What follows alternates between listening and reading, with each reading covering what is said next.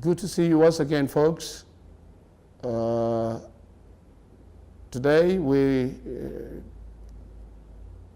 discussing section 5, which covers different types of operating systems, especially those that are available on the market these days. When we say different types, what that means is that the operating systems available on the market today, some of them can operate in a certain way which others cannot. For instance, if you take Windows and Unix or Linux, then Windows could have some advantages which Linux or, say, Unix may not have. Windows may be able to operate in a certain way which may not be available to the rest or some of the operating systems available on the market today. So that's what we're going to do. That's what this section is all about, to help you appreciate some of the differences, advantages and disadvantages of some of these popular operating systems on the market today. And the key topics to be covered in this section are: 1, batch operating system. We'll look at how a batch operating system works. Time sharing operating system, a distributed operating system, a real-time operating system. Your material on this section 5 can be found in William Sterling's book, Operating Systems Introduction, 6th edition, page 45 onwards. Cover these topics very, very well. Starting with batch processing. When we say batch processing or batch operating system, what does that mean? And why batch a certain, why is it necessary to batch? When we say batch, what that means is that to put a number of tasks together, stack them together, put them together, and at a time t equals to 0, you present the same number of jobs which have been put together to a given operating system, and the operating system should be able to run all the jobs or tasks at the same time. Okay? There are advantages to be gained from doing this. And not all operating systems on the market can do this. So it is important to be able to distinguish between a batch operating system and the ones that cannot operate under batching conditions. One powerful motivation for doing that is that then the processor, the central processing unit, can achieve a very high throughput. And throughput, I mean the number of jobs that a processor or a computer can execute or compute in a given time.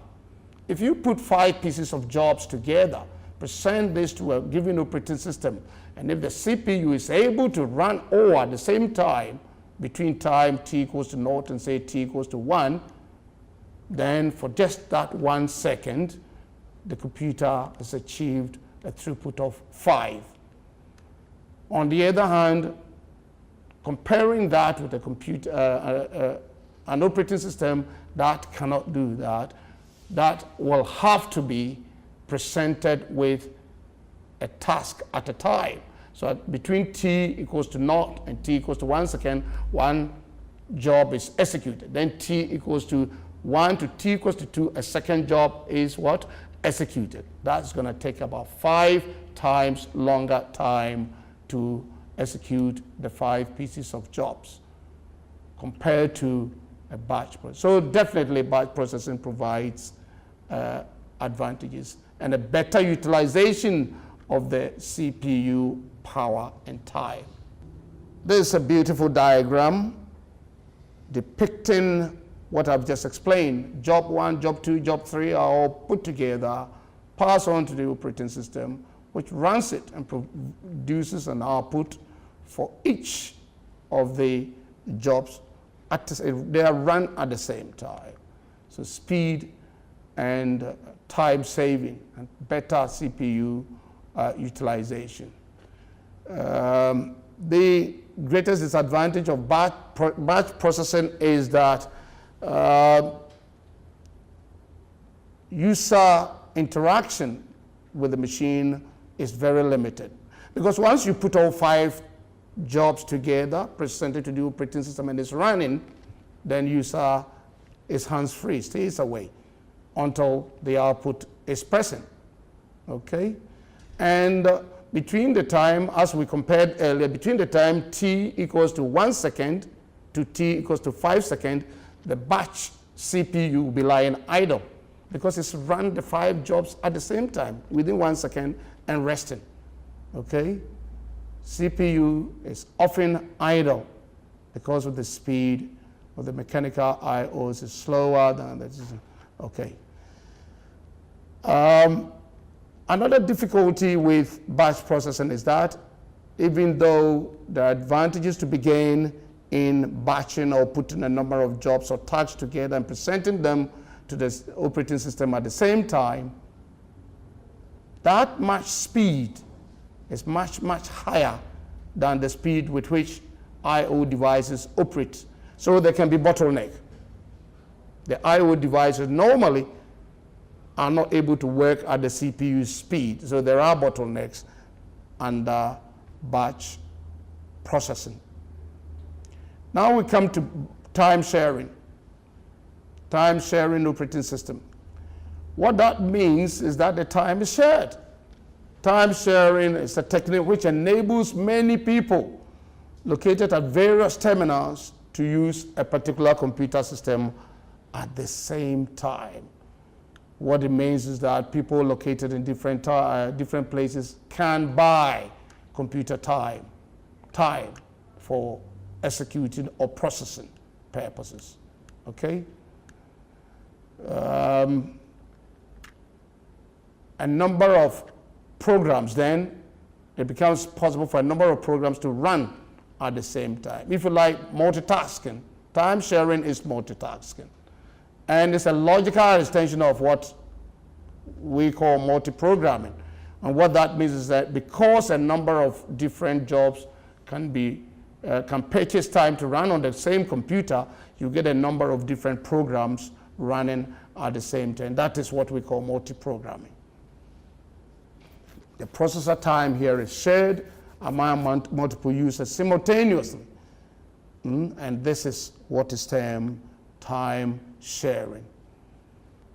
The greatest advantage, or one great advantage of time sharing, is that free times are known and they are utilized, okay? They can be assigned. Free time, CPU idle times are known and they can be assigned to other tasks. So at all times, time sharing provides this kind of advantage. Still, under time sharing, the operating system uses scheduling. It schedules the CPU's time. The operating system works in multi-programming mode. A number of different tasks buy time, CPU time to run, and therefore at any time a number of different programs are running.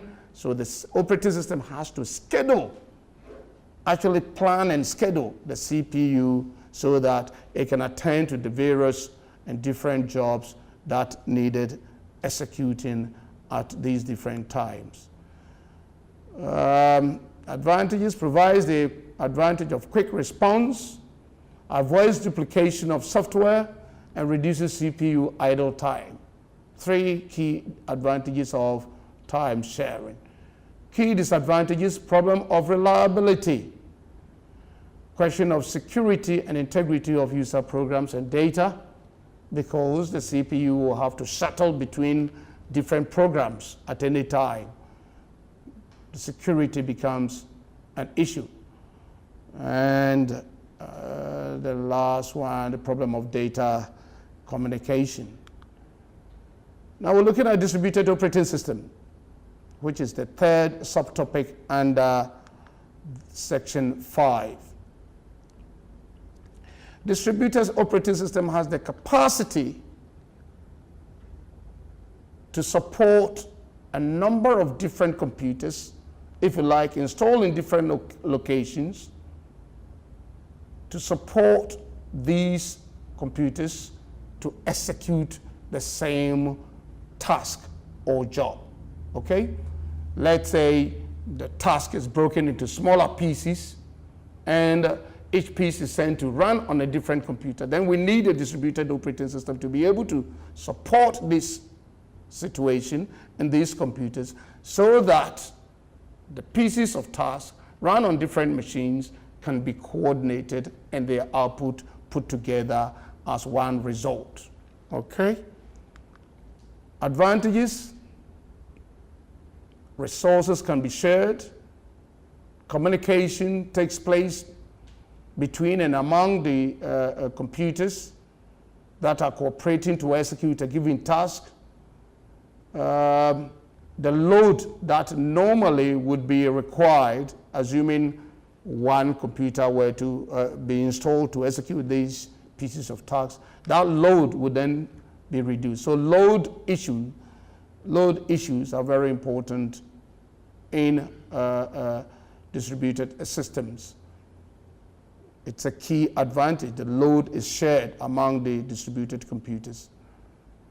Delays is also minimal, because instead of one computer queuing up the jobs and executing them one after each other, taking a much longer time, the task is broken down into smaller pieces and shared among the connected or cooperating computers, which are run at the same time, and therefore the time is much reduced. Delays are also very minimal. And that brings us to the end of section 5, folks. Just as a quick summary, we looked at batch processing. What is batch processing? Its advantages and disadvantages. We've looked at real-time operating system, its advantages and disadvantages. We've looked at distributed operating systems, application advantages and disadvantages, and the motivations for installing either of these type of operating systems. So it should not be too difficult, folks, for you to be able to make a judgment, a decision, given a scenario, which operating system one would recommend, either a batch, real-time, distributed, or otherwise.